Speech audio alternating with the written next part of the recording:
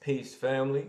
Welcome to another episode of the Book of Gami. I'm your host, Farragami, and this is episode 32 in this beach.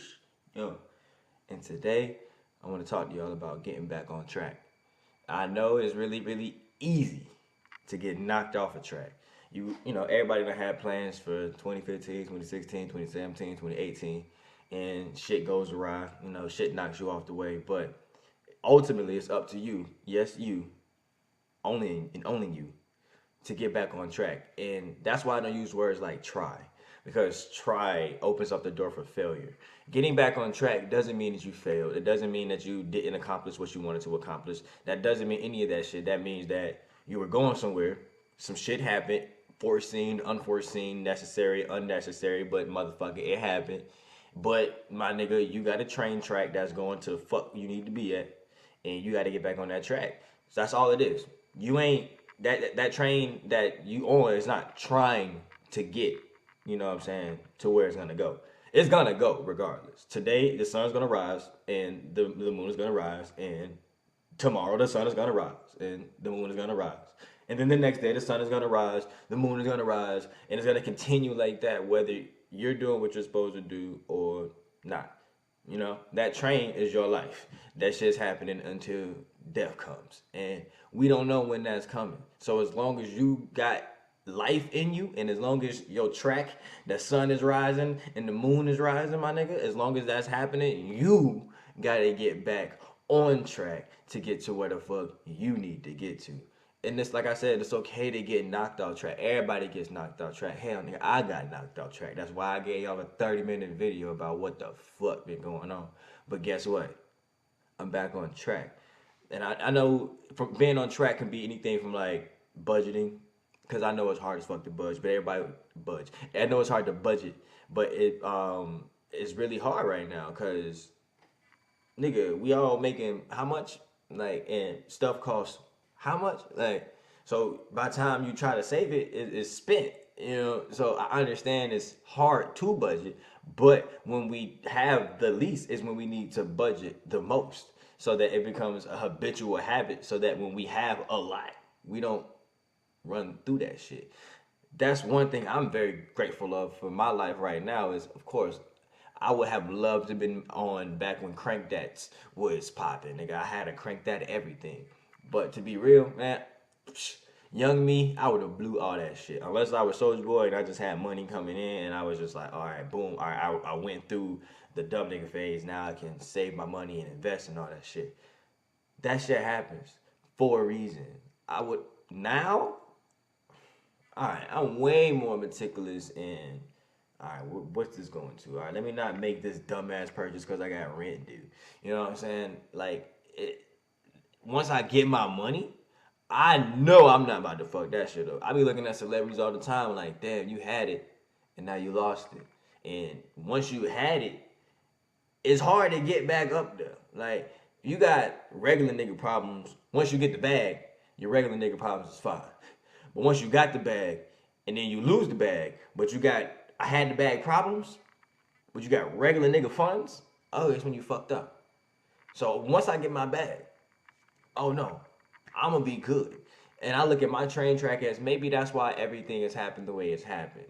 Maybe it's not the fact that I'm knocked off track, or it's the fact that my train tracks just went over here because I needed to learn these lessons. That's another way to look at it. It's not always negative. Everything that happens to you happens for a reason, and a setback isn't a setback until you let it set you back. That's plain and simple. You just need to get the fuck back up, just like the sun is gonna motherfucking rise, and do what the hell you gotta do. Depression is depression. You can fight that every day, but you still need to do what the fuck you gotta do. What's gonna get you out of that depressive state, my guy, is doing what you love to do because you love to do it, no matter what anybody the fuck else say. I understand that money can't buy happiness. I know that. I knew that as a kid. Money can buy me a jet ski. Money can buy me a car. Money can buy me a house. Money can buy me experiences. But money can't buy me happiness. Only thing that can buy me happiness is me doing what the fuck I want to do when I want to do it. that's what makes me happy. And putting people on stages so they can perform and seeing their faces when they on stage. You know what I'm saying? Honoring my parents. Those kind of things make me or buy me happiness. So when I have to get back on track, I just have to remember, all right, look, none of this shit that's depressing me is shit I even care about in the first place. I don't care about these jobs. I don't care about these bills. Honestly, I don't really care about like this housing and this living situation because I know that if I do what I need to do, I can get the housing situation that I want and that I will care about. So what I need to care about most of all is that I am happy and that I am doing what I want to do, because once I realize that I am the center of my universe and that everything in my universe revolves around me, I will start to see all of the things that I want start to align with me. No, I am not the center of the universe. I am not the center of your universe. But in my universe, I am the center. And that's something that we all have to remember, because once you realize that you are the center, you will realize then that everything you want, everything that you desire, everything that you could possibly think of revolves around you, and it's up to you to align yourself with those things. Everything is here for you. You just have to remember who the fuck you are and what you came here to do, because there's only one of you.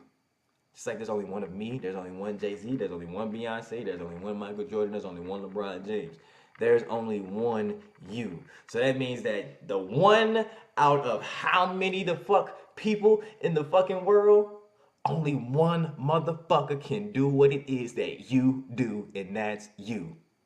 And honestly, that's enough for me to make me be like, oh, fuck everybody, because literally can't nobody do what the fuck I do because I'm the only me.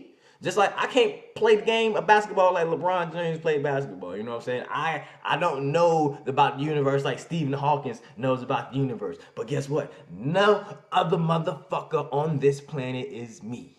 And that's something to be proud of. And with that mindset, oh yeah, we came to fuck up the world, baby. We here to fuck up the world. And that's all I got to tell you. We came to fuck up the world in a good way. Because other motherfuckers came and fucked up the world. So we came to fix shit. We came to shift the paradigm. And I need you to know that you have the power to do that. My name is Farragami. I love you. I want you to go ahead and subscribe to my channel right here and listen to, you know what I'm saying, some jammers by clicking one of these two right here. Follow me everywhere on social media, Farragami. That's Instagram, Twitter, Facebook, all that good shit. I want you to know that I love you, even if nobody else has ever told you that they love you. And even if somebody else did say they love you, motherfucker, I love you more. I love you, man. I love you. I want you to have a good day. I want you to be the best you could possibly be.